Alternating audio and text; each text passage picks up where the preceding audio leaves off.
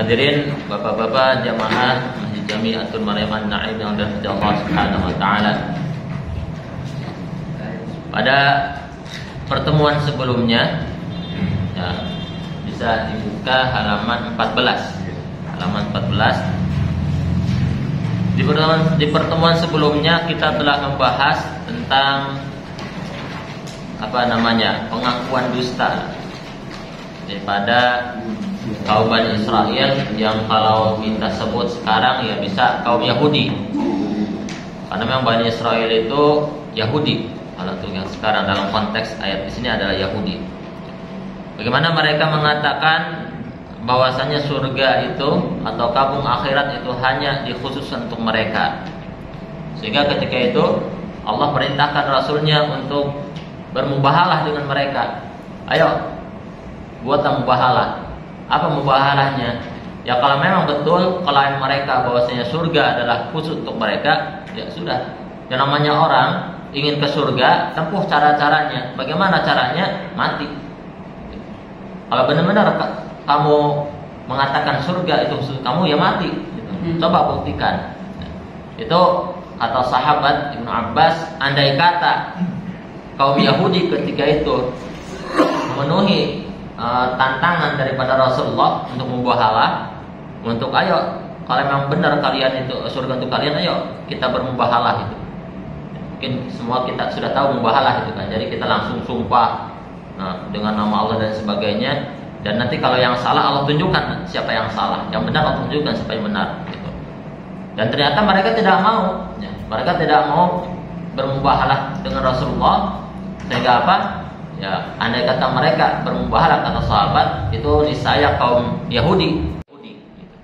Dia adalah orang alim di kalangan kaum Yahudi dan dia yang mengatakan kepada Nabi, ada juga riwayat yang mengatakan pada Sayyidina Umar bahwasanya siapa yang menurunkan wahyu itu? Dijawablah, yang menurunkan wahyu itu adalah malaikat atau malak Jibril. Hanya ya dia cari alasan, andai kata malak Mikail, ya kami beriman. Kenapa demikian? Soalnya kalau malak Jibril itu adalah musuh kami. Malak Jibril lah yang membawa kesengsaraan kepada kami. Sedangkan malak Mikail itu adalah malak atau malaikat yang membawa kedamaian, kemakmuran dan keselamatan. Makanya karena ucapan dia yang mengatakan malaikat Jibril itu musuh, ya, maka Allah turunkan ayat yang kemarin sudah kita baca bahwasanya siapa yang menjadi musuh bagi malaikat Jibril, maka itu juga akan menjadi musuh Allah. Kenapa demikian? Karena malaikat Jibril tidaklah menyampaikan wahyu kepada Rasulullah kecuali dengan izin Allah. Gitu. Berarti kalau seseorang menyalahkan, membenci malaikat Jibril, ya berarti membenci yang mengutusnya. Jangan dilihat malaikatnya, tapi lihat siapa yang mengutusnya. Itu Allah Subhanahu wa taala. Makanya Allah perjelaskan lagi di sini, kita lanjutkan ayatnya. Qala al-mu'allif rahimahullah taala wa nafa'ana bihi wa bi'ulumihi fid dharain amin. Qala Allah taala sini. Man kana 'aduwwan lillahi wa malaikatihi wa rusulihi wa Jibril wa Mikala fa innallaha 'aduwwun lil kafirin. Bahwasanya Allah menyatakan bahwasanya siapa kana ada, siapa man aduan itu musuh lillahi bagi Allah, siapa yang memusuhi Allah wa malaikatihi dan malaikat Allah wa rusulihi dan rasul-rasul Allah wa Jibril dan Jibril bikasril jimi wa fathiha bila hamzin wa bihi biyain wa biduniha.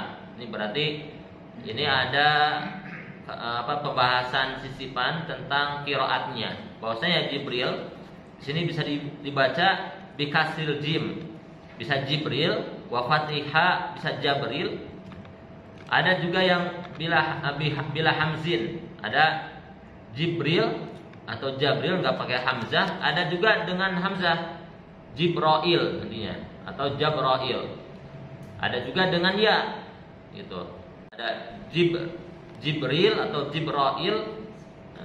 Ada juga tanpa ya, langsung Jibril atau Jibrail. Ini masya Allah, ini Qiraat tentunya ini ada qiraat sab'ah yang setiap imam baca Jibrilnya itu berbeda-beda. Di antara yang tadi Jabrail itu qiraatnya sahabat Abu Bakar kalau tidak keliru gitu. Ini sisipan saja. Tapi memang sudah dijelaskan di awal bahwasanya dalam pembahasan tafsir Jalalain di sana ada pembahasan tentang qiraat sab'ah. Ya kalau kita belum sampai ke sana, ya qiraat yang satu saja karena belum bisa ya. Apalagi sampai ke qiraat sab'ah, karena biasanya orang-orang yang ke qiraat sab'ah itu rata-ratanya adalah orang yang memang sudah hafid dan minimal sudah memahami atau sudah hafid membaca dengan satu qiraat, sehingga ketika dia membaca dengan qiraat yang lain sudah ngerti, oh ya qiraatnya beda. Nah, qiraat yang kita baca sekarang itu adalah qiraat Hafs an Asim, ya qiraat Hafs an Asim gitu. Nah, itu pembahasan qiraat dalam redaksi Jibril. Nah, kita bacanya Jibrila berarti.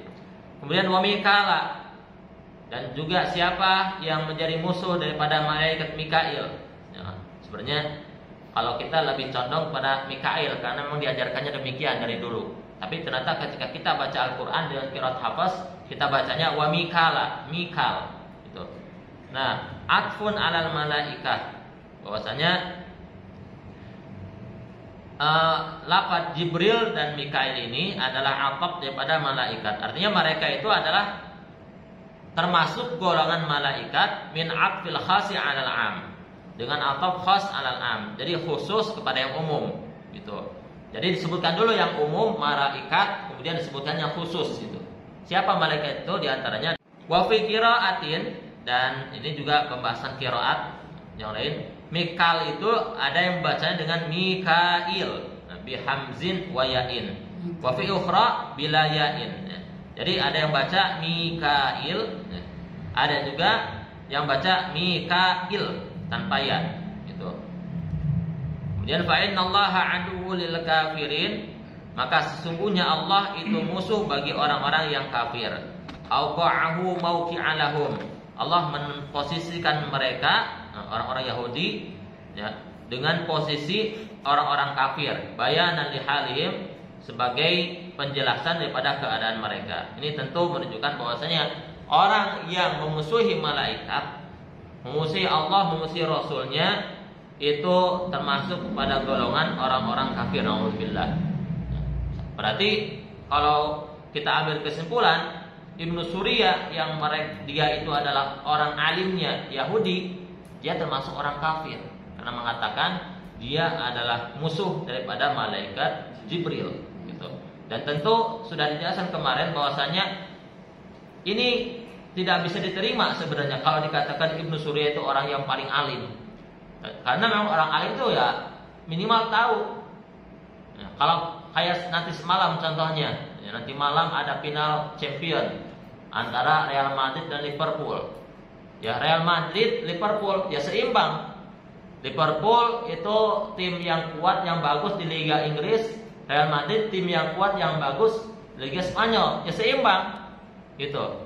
Tapi kalau Real Madrid lawan Persib, Real Madrid lawan Persikabo, ini yang jadi pertanyaan, Persikabonya masa iya berani gitu kan? Seperti itu, ya. Kalau untuk ini konteks yang sekarang, karena memang kita sudah tahu bagaimana keadaan Cina juga suatu hari nanti bisa melawan Real Madrid gitu.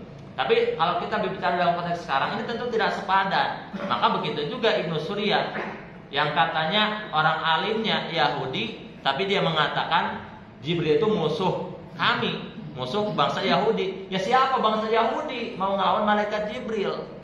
Tapi ternyata Allah pun mengatakan, ya kalau kamu mengatakan musuh malaikat Jibril, berarti kamu juga musuh aku, kata Allah. Makanya di sini, maka na'adwal lillah wa malaikatihi wa rusulihi wa Jibril wa Mikail. Siapa yang mengatakan dia musuh malaikat Jibril, berarti musuh Allah. Kenapa? Jangan dipandang malaikat Jibrilnya, pandang Allahnya, siapa yang mengutusnya.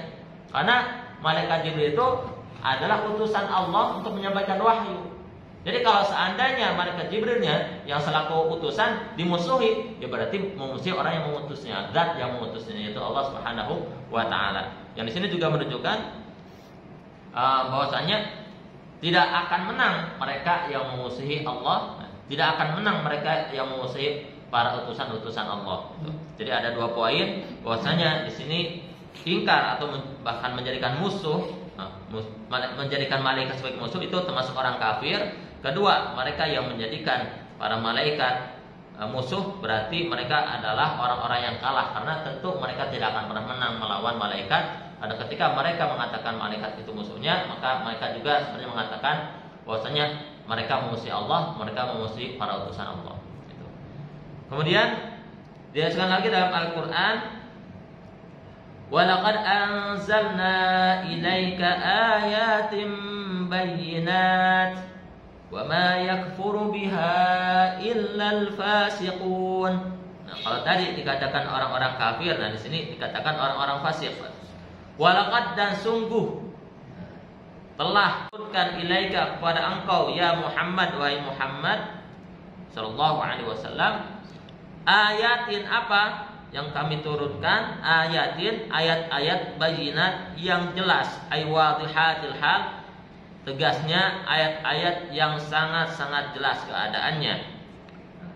Raddun, ini sebagai apa? Sebagai balasan liqauli Ibnu Surya, lagi-lagi Ibnu Surya, untuk perkataan Ibnu Surya lin Nabi kepada Nabi, majitana bisyai'in, sungguh atau engkau tidaklah datang kepada kami dengan sesuatu. Artinya engkau enggak bawa apa-apa buat kami gitu. Itu kata Ibnu Surya kepada Rasulullah. Wa ma yakfuru biha, dan tidaklah ingkar kepada haknya pada ayat bayinat, ya, kepada ayat-ayat yang sudah jelas tadi itu, illal fasiqun, kecuali orang-orang yang kafir. Kafaru bihi, ini beda lagi, illal fasiqun, kecuali orang-orang yang fasik. Ini Ibnu Surya ternyata tidak selesai ceritanya. Pertama, dia menolak untuk beriman dengan mengambil dalih, yang menurunin wahyunya malaikat Jibril, coba malaikat Mikail, kami iman. Ya, Allah notis tuh kata-kata mereka musuh malaikat Jibril, Allah notis. Yang pada akhirnya tetap saja mereka tidak beriman. Sekarang tetap lagi mereka yang ini orang yang mengatakan a'lamu Yahud, orang yang paling alim di bangsa Yahudi, malah bilang ke Nabi, kamu gak bawa apa-apa. Padahal dia a'lamul Yahud, orang yang paling alim di bangsa Yahudi, artinya orang yang paling alim juga dengan kitab yang ada di bangsa Yahudi, yaitu kitab Taurat. Gitu. Padahal di sini dijelaskan, kata Allah Subhanahu wa taala, sungguh kami telah menurunkan kepada engkau ya Muhammad ayat-ayat yang jelas gitu. Gitu. Jadi perkataan Ibnu Surya ini, Allah mengatakan kamu tidak datang kepada kami dengan satu. Kata siapa? Nabi datang dengan bukti-bukti yang sudah jelas. Tapi apa? Kamu aja yang kafir. Kamu saja yang ingkar. Karena kata Allah, kalau kamu tidak ingkar, ya, kamu pasti akan iman. Tapi apa? Kamu kafir. Kenapa kamu bisa kafir? Karena kamu termasuk orang-orang yang fasik. Gitu. Jadi ini rentetannya kaum Yahudi itu ya mereka fasik. Ya, mereka fasik. Karena mereka fasik, ya akhirnya mereka menjadi kafir. Ya, karena mereka kafir, ya mereka tidak mengakui bahwasanya Nabi datang dengan ayat-ayat yang begitu jelas. Karena memang di sini jelas sekali bagaimana bangsa Yahudi itu, ya bangsa Yahudi mereka memang punya argumen-argumen, ya punya argumen-argumen. Tapi Al-Quran ini adalah hujjatul balighah, argumen yang tidak mungkin bisa terbantahkan. Ya sudah jelas. Contoh-contohnya dari awal kita singgung bagaimana argumen daripada kaum Yahudi yang mengatakan salah satunya qulubuna qulub, kami gak beriman soalnya hati kami memang udah tertutup gitu. Kok hati tertutup sadar gitu. Kalau sadar hati yang tertutup ya tinggal buka saja kan gitu kan, buka gitu. Coba terima kebenaran itu. Tapi mereka kami memang sudah begitu dari sononya, kalau hati kami tertutup, itu kan argumen mereka gitu. Akhirnya Allah balas, tidak. Bukan hati tertutup, tapi emang Allah tuh emang gak mau kamu beriman. Emang kamu sudah ditakdirkan bakal sengsara di akhirat, kan telak gitu. Kalau kayak gitu, wah emang saya mau malas, bukan malas, emang Allah gak mau kamu berbuat baik kan? Kalau gitu jawabannya telak itu, ya telak banget Allah menjawabnya. Ya itulah, ya, ketika mereka ingin berargumen dengan Allah, Allah balas karena Allah tentunya ada zat yang maha alim, maha tahu. Ya tidak mungkin lah seorang hamba ya yang mengakui hamba mengakali Tuhannya itu kan. Seperti itu. Tapi ya ada memang hamba-hamba yang terus mengakali Tuhan. Gitu. Sampai sekarang pun demikian. Gitu. Ya tentu kalau dalam hal akal-akalan itu kembali lagi kepada niat kita. Gitu. Bahkan kita pun tidak lepas dari hal demikian. Syariat banyak yang kita akal-akalin sebenarnya. Tapi tentu dalam hal ini kembali kepada diri masing-masing. Karena ulama memang demikian. Ulama itu selalu memberikan makhraj, selalu memberikan solusi-solusi dari setiap permasalahan agama gitu. Tapi memang ada solusi-solusi yang kalau kita kaji itu kayak kok begini sih gitu. Tapi memang itu, ya, itu ada solusi yang ditawarkan para ulama yang pada akhirnya kembali kepada pribadi masing-masing. Karena memang dalam Al-Quran pun ada, ya kan? Ada solusi-solusi yang sebenarnya itu juga adalah akal-akalan juga. Tapi kita lihat objeknya, seperti contoh Nabi Ayub yang sudah terlanjur bersumpah akan memukul istrinya atau mencambuk istrinya dengan 100 cambukan. Tapi di satu sisi Allah melihat istri beliau orang solehah. Istri Nabi Ayub adalah wanita yang solehah. Nabi Ayub ya nabi gitu. Ketika Nabi Ayub sudah bersumpah untuk memukul istrinya, ya tentu Allah tidak tega. Masa istri yang solehah dipukul dan masa nabi memukul? Akhirnya bagaimana? Yang namanya sumpah tetap harus ditepati. Tapi bagaimana Allah kasih solusi? Bagaimana solusinya? Ambil 100 ikat rumput, kemudian pukulkan kepada istri kamu sekali saja. Itu kata Allah itu sudah menjadi pembunuhan daripada janji, daripada sumpah. Ya kan akal-akalan sebenarnya kalau kita baca ini Allah ngasih akal-akalan itu kan, ngakalin. Tapi yang kita lihat bukan akal-akalannya, yang kita fokuskan adalah siapa. Ini nabi, orang soleh. Makanya demikian tadi dalam hal ini hamba memang bisa berargumen kepada Allah, tapi argumen-argumen tersebut kembali kepada keadaan masing-masing. Ini Bani Israel itu secara argumen memang masuk akal semua, tapi argumen yang mereka keluarkan itu argumen yang dilandasi dengan hal soleh, ya orang-orang soleh, dan itu tidaklah mengambil suatu solusi, suatu makhraj, ya kecuali karena ya keadaan-keadaan tertentu tadi.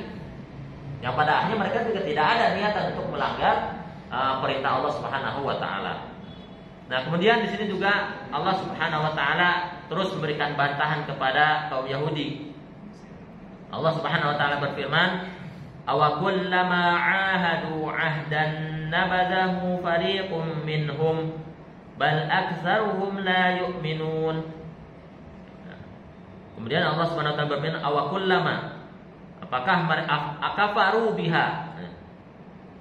Jadi apakah mereka kafir, ingkar terhadap ayat-ayat yang jelas tadi? Wa kullama, dan setiap kan ahadu, mereka bersumpah, berjanji, ahadullah, mereka berjanji kepada Allah ahdan, dengan suatu janji. Di sini ada penjelasan apa saja kata Imam As-Suyuti yang menjadi mufassir di sini. Apa janjinya? Alal iman, untuk beriman bin nabi, kepada nabi. In kharaja, jika atau ketika nabi keluar, ketika nabi memang sudah muncul. Awin nabiyyi, atau mereka berjanji kepada nabi alla yu'awinu alaihil musyrikin, agar mereka itu tidak menolong orang-orang musyrik gitu. Jadi mereka berjanji kepada nabi untuk tidak menolong orang-orang musyrik gitu. Tapi apa? Nabadahu ay tarahahu, mereka malah mengingkari janji tersebut. Fariqun, siapa yang mengingkari? Fariqun, sekelompok dari mereka, minhum, dan fariqum minhum, sekelompok dari mereka. Ya. Jadi nabadahu itu artinya itu mereka membuangnya. Mereka tidak mengundahkan janji tersebut, itu kan. Maka mereka nabadahu fariqum minhum binaqdihi, artinya mereka membuang janji tersebut binaqdihi, yaitu dengan mengingkari atau membatalkan janji tersebut. Dan itu jawab kullama wa huwa mahallul istifham al-inkari. Dan ini nabadahu ini merupakan jawab daripada kullama, setiap mereka berjanji mereka ingkar gitu. Jadi itu jawaban daripada kullama. Wa huwa mahallul istifham al-inkari, dan di sini itu kullama kan awakul lama berjanji gitu kan. Apakah di sini sebenarnya istifham, ya betul. Ini pertanyaan, tapi pertanyaan yang ingkari. Pertanyaan yang sebenarnya menunjukkan sebagai sanggahan gitu. Kemudian bal lil intiqal, bahkan di sini kalimat bal ini kalau secara nahwu ini fungsinya untuk lil intiqal, untuk memindahkan kepada pembahasan yang lain. Jadi bal, bahkan aksaruhum, kebanyakan dari mereka kaum Yahud itu la yu'minun, adalah orang-orang yang tidak beriman. Walamma ja'ahum, dan ketika ja'ahum datang kepada mereka Rasul, seorang utusan min indillahi, dari sisi Allah, Muhammadin sallallahu alaihi wasallam. Siapa utusan tersebut? Dijelaskan tafsirnya adalah Nabi Muhammad sallallahu alaihi wasallam. Musaddiqun, yang membenarkan, lima ma'hum, terhadap atau bagi apa-apa yang ada bersama mereka, itu kitab-kitab mereka. Maksudnya nabada fariqum minal ladzina utul kitab. Nabada, mereka buang ya. Nabada, membuang, siapa? Fariqun, kelompok, minal ladzina utul kitab, daripada orang-orang yang diberikan kitab ya. Kitab Allahi, apa yang mereka buang? Kitab Allah, ayat Taurat, kitab Taurat, wara'a zuhurihim, ke belakang mereka. Ini bahasa kiasan, karena tafsirnya di sini dijelaskan ailam ya'malu, tegasnya mereka tidak mengamalkan bima fiha, apa-apa yang di dalam Taurat tersebut, minal iman, daripada iman, bir rasuli wa ghairi, iman kepada Rasul dan selain iman kepada Rasul. Artinya ajan-ajan dalam kitab tersebut. Artinya memang orang yang tidak mengamalkan kitab itu sama saja orang itu membuang kitabnya itu kan. Jadi zaman sekarang kayaknya banyak orang yang membuang Al-Quran, mungkin kalau bahasa kita. Zaman sekarang banyak orang yang membuang Al-Quran, tapi ya tidak mengamalkan apa yang dalam Al-Quran. Karena Allah juga memberikan redaksi bahwasanya orang ahlu kitab, orang yang diberikan kitab oleh Allah, ketika mereka tidak mengamalkan apa yang ada dalam kitab, itu seolah-olah nabata fariqum minhum. Jangan gitu ya, nabada fariqum minhum minalladzina kitab Allah, mereka buang itu kitab. Jadi kalau kemarin ada yang protes Al-Quran diinjak-injak gitu, itu sebenarnya ya kita juga protes karena memang itu tidak boleh dilakukan. Yang kedua, kita introspeksi, selama ini sebenarnya kita ngicip Quran apa tidak ini sebenarnya itu. Karena dia mungkin kita lihat menginjak-injak dengan secara jelas kan fisiknya, tapi kita mungkin secara batinnya juga sama statusnya, kita menginjak-injak. Bagaimana kita katakan menginjak-injak? Ya selama ini ternyata amal kita tidak sesuai dengan apa yang ada dalam Al-Quran gitu. Ka'annahum, seperti atau seolah-olah mereka, ini kaum Yahud, la ya'lamun, tidak mengetahuinya. Ma fiha, tidak mengetahui apa-apa di dalam Taurat, min annahu nabiyyun haq, daripada bahwasanya nabi itu adalah nabi yang benar, au annaha, atau mereka juga tidak mengetahui kitab Allahi, bahwasanya hak tadi ya, annaha, bahwasanya tadi itu kitab tersebut adalah kitab Allah. Hadirin rahimakumullah. Nah, di sini Allah jelaskan lagi ya, pertanyaan atau pernyataan daripada Ibnu Surya, orang yang katanya dia itu orang alim Yahudi yang mereka itu ya bilang aja udah nggak mau beriman, bilang kamu nggak bawa apa-apa. Allah bantah, ini Rasul tuh bawa kitab atau penjelasan bukti-bukti yang sudah jelas. Tapi karena kamu itu orang fasik, ya, kamu itu orang fasik sehingga kamu itu ingkar terhadap kitab tersebut, gitu. Jangankan kepada Al-Quran, ya. Di sini Allah jelaskan setiap mereka itu berjanji kepada Allah, ya, padahal janji mereka itu termaktub di dalam kitab mereka, itu kitab Taurat. Ya. Bahwasanya mereka akan mengamalkan apa yang ada dalam Taurat, itu kitab Taurat saja, jangan Al-Quran, kitab Taurat saja mereka buang, gitu. Artinya mereka tidak amalkan. Padahal dalam kitab Taurat itu dijelaskan mereka nanti harus beriman. Di sini mereka beriman ketika Nabi akhir zaman akan diutus, mereka harus beriman. Itu sudah ada dalam kitab Taurat penjelasannya. Dalam kitab Taurat saja mereka tidak mau mengamalkan. Itu tidak mau mengamalkan, apalagi dengan Al-Quran, yang mana Al-Quran itu adalah kitab yang membenarkan apa yang ada dalam kitab Taurat. Itu mereka tidak beriman, padahal namanya sudah jelas. Dan lucunya lagi di ayat-ayat sebelumnya, wakanu ya itu sebelum-sebelumnya mereka bilang, ya Allah, tolonglah kami dengan apa? Dengan kemuliaan Nabi yang akan Kau utus nanti di akhir zaman. Artinya mereka bertawasul kepada Allah agar diberikan pertolongan, tawasulnya kepada Nabi Muhammad. Nabi Muhammad datang, mereka ingkar. Kan lucu ini Bani Israel itu. Ya. Minta sama Allah dengan, ya mereka sadar kalau mau minta pada Allah berarti harus baik-baik mintanya. Harus dengan jujur, ya Allah tolonglah kami ya Allah. Dengan apa? Dengan Nabi akhir zaman nanti. Nabi akhir zamannya Allah datangkan, Allah utus. Mereka tidak mau. Nah ini kaum Yahudi, Masya Allah. Jadi kita juga memang kalau kita masyarakat klasik kita juga mungkin demikian gitu. Ya Allah ampunilah kaum muslimin muslimat, tapi dalam hati kita ada musuh sama tetangga kita kaum muslim, tapi kita dalam hal ini gak mau maafin.